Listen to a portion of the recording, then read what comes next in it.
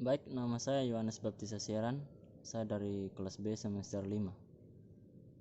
Di sini saya akan menjelaskan mengenai review buku tentang gerakan anarkisme. Baik, di sini saya akan menjelaskan yang bagian pertama itu tentang kegunaan sosiologi dalam mempelajari gerakan anarkis. Dalam disiplin anarkisme di luar sosiologi dan bidang gerakan sosial, anarkisme dan anarki biasanya merujuk pada konsepsi yang sepenuhnya teoritis, sehingga memisahkan gerakan anarkis itu sendiri dari sejarah dan konteks kontemporer, sedangkan mengabaikan penggunaan istilah anarkisme oleh sang aktivis yang menyebut diri mereka itu seorang aktivis anarkis. Karena ini adalah buku sosiologi, kasus baru dibuat untuk menggunakan sosiologi untuk mempelajari sesuatu seperti CIS dan gerakan sosial anarkis. Pertama, sosiologi mewakili suatu tradisi yang lama yang telah berlangsung selama beberapa dekade, antara lain di Eropa, Amerika Utara, dan di tempat-tempat lainnya, yang mengasah pandangannya pada gerakan sosial itu sendiri. Dalam prosesnya, multi-unitan sosiologi nasional telah menghasilkan beragam dan kadang-kadang seperangkat alat analis yang kontradiktif untuk mempelajari fenomena yang kuat bahwa beberapa peneliti disiplin seperti alentaurisme yang kontroversial disebut sebagai pokok bahasan inti itu sendiri. Pokok bahasan inti sosiologi berturut-turut teori yang telah terjadi, masing-masing membangun atau menghancurkannya yang lama atau menambah gambaran yang sebelumnya tidak lengkap. Metodologi strategi untuk menghasilkan teori-teori ini sama-sama beragam, yang melibatkan pendekatan. Keberagaman yang dipresentasikan dalam studi sosiologi tentang gerakan sosial yang mewakili dalam mikrokosmos politeoritis dan fokus politropikal dari disiplin yang lebih luas itu sendiri. Sebagai Michael Breuer menulis dalam analisis pedasnya tentang disiplin itu, lintasan sosiologi analog, dengan ironisnya itu untuk fokus buku ini. Dengan ini Breuer mengartikan desentralisasi yang luar biasa itu. Ketertiban itu sendiri adalah informasi yang buruk, lelucon yang bergantung pada stereotip. Bahkan ada bukti substansi bahwa sosiologi dan anarkisme mewakili lebih banyak kesamaan yang mungkin diasumsikan banyak orang tentang buku yang ditulis oleh Williams 2014.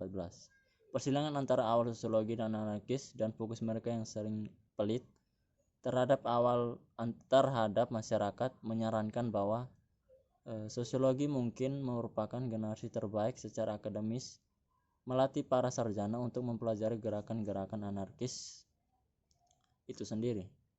Kesesuaian antara sosiologi dan anarkisme tidak berarti bahwa kaum anarkis tidak dapat secara ilmiah mengamati gerakan mereka sendiri. Jadi kaum anarkis juga dapat membuat argumen yang kuat untuk memperingatkan agar tidak mempercayakan suatu studi tentang gerakan mereka ke sosiolog profesional. Dalam keadilan arah jasa dalam masalah ini, sosiologi sering menunjukkan dirinya baik liberal dalam orientasi atau terapan mendukung status quo, terlepas dari orientasi ideologi tertentu yang diadopsi sosiolog itu sendiri. Yang berikut tentang apa itu anarkisme. Kata anarkisme biasanya digunakan untuk merujuk pada masyarakat tanpa negara. Artinya bahwa menjadi anarkis berarti menentang keberadaan negara itu sendiri. Namun anarkis memerlukan lebih dari sekedar definisi kamus yang umumnya mengkritik banyak hal di luar negara. Pada kenyataannya, apapun dengan penguasa atau pemimpin. Kebanyakan anarkis menganggap anarkisme sebagai oposisi terhadap penguasa. Tidak semua tatanan sosial yang ada, meskipun anti peradaban, anarkis juga ada. Tidak tidak sesemua tatanan sosial itu menganggap bahwa anarkis itu oposisi berpusat pada negara bangsa di Eropa yang memantapkan, tetapi juga pada kapitalisme, industri dan agama terorganisir. Ketiganya dominan institusi, memegang kekuasaan politik, ekonomi, dan budaya yang sangat besar atas Eropa pada saat itu. Anarkisme hadir sebagai referensi kontra-hegemonik, titik dan ideologi yang sering diadopsi oleh para individu tunggal sampai tumbuh menjadi suatu gerakan yang aktif, bukan pasif. Pengaruh Mikhail Bakunin dari Rusia adalah pentingnya dalam hal ini membantu menyatukan berbagai pro-dominan, kolektivis, dan anti-fasis otoriter dalam internasional. Marxisme dan demokrasi sosial juga merupakan pesaing ideologis untuk anarkisme, sementara mereka sepakat tentang keadilan kapitalisme dan kebutuhan untuk menciptakan masyarakat sosialis yang lebih setara. Marxis dan anarkis tidak setuju tentang peran negara. Kaum Marxis dan sosial demokrat ingin menggunakan negara untuk menciptakan sosialisme dan komunisme, sedangkan kaum anarkis berpikir itu tidak mungkin karena elit politik kapitalis atau pro-sosialis tidak mau melepaskan kekuasaannya terhadap negara itu. Bahkan menilai pertemuan ini anti-otoritarisme politik dan krisisme ekonomi, menangkap esensi pemikiran anarkis ketika dia dengan terkenal dan ringkas menyatakan kebiasaan sosialisme adalah hak istimewa, ketidakadilan dan sosialisme tanpa kebebasan adalah perbudakan yang kebrutalan. Interpretasi ini telah digaungkan oleh banyak orang yang mencoba mengkategorisasikan jurusan. Anarkisme diasosiasikan dengan chaos seperti yang dapat dikonfirmasikan oleh kamus manapun. Kata anarkis secara rutin digunakan sebagai sinonim untuk kekacauan, kebingungan, dan anti logika. Asumsi ini mungkin mengapa banyak orang terkejut yang ditemukan bahwa ada beragam anarkis yang terorganisir dan sadar diri. Ini mungkin yang tertua, paling sinis persepsi yang salah tentang anarkisme. Pemingkaian anarkisme sebagai batang kekacauan, keyakinan bahwa tatanan sosial yang tidak memiliki kepemimpinan hierarki tidak tertib sama sekali, dan pengamatan bahwa kaum anarkis sebagai radikal yang menentang pesanan yang tidak ada berarti untuk alternatif. Anarkis biasanya terbuka untuk masa depan yang tampak kacau. Yang berikut tentang metodologi buku ini. Buku ini mencakup analisis yang luas dan beragam.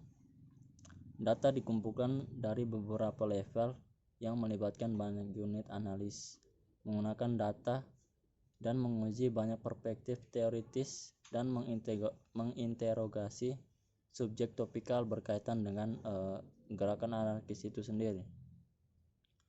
Buku ini menggunakan data yang dikumpulkan dari beberapa sumber gerakan yang tidak diperiksa, beberapa survei anarkis lainnya, aktivis, berita gerakan, direktori, dan international blacklist, serta memberikan analis ulang terhadap pergerakan yang ada, dokumen, dan wawancara.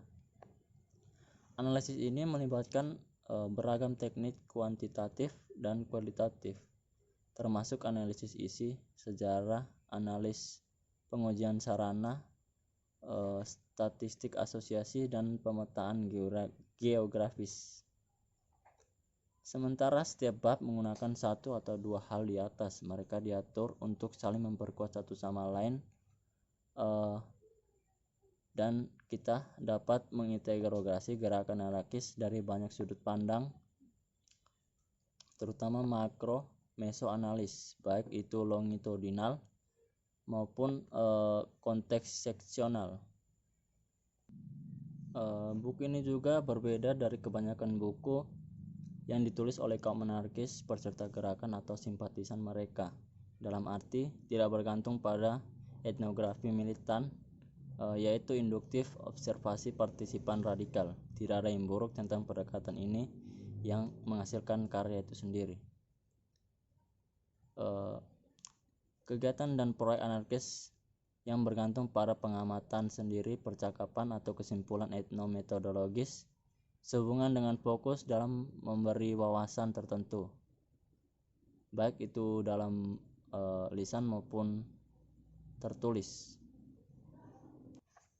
Baik, mungkin itu sedikit penjelasan tentang review buku Gerakan Anarkisme. Sekian dan terima kasih.